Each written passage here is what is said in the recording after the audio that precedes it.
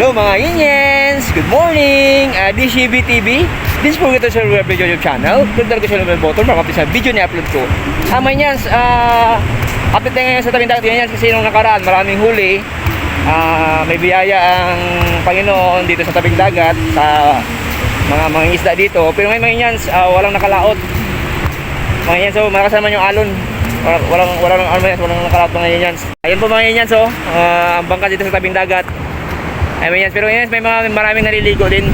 Kahit malakas ang alon, may mga naliligo. Pero wag lang banda doon sa pinaka gitna kasi medyo delikado na 'yon. Dito yung mga bangka dito sa tabing dagat. Pasan natin sa mga bangka kasi walang laot ngayon kasi yun nga, malakas ang alon. Kaya walang laot mga Inyens. Ayun mga Inyens, yung ito mga Inyens, yung may mga naliligo banda doon, may naliligo. Ito mga Inyens, yan, pag ganyan mga Inyens, walang lalao talaga kasi yung baka tataob yung bangka, babaliktad. Malakas yung alon. Kaya ito mga Inyens, update dito sa tabing dagat mga Inyens, walang lumaot.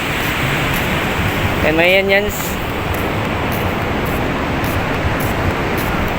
walang lumaot dito mga Inyens.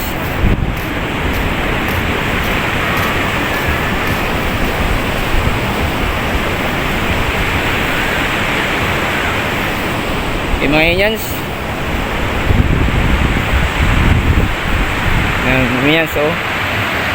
malakas na naman ang alon dito sa tabing dagat kaya walang nakalaot.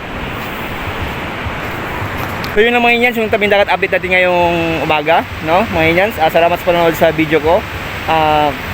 Mga Inyens, please subscribe my YouTube channel, click the notification button para mapis sa video na i-upload ko. Okay mga Inyens, God bless everyone. Sana nasa mabuti kayong kalagayan and more power and bye bye.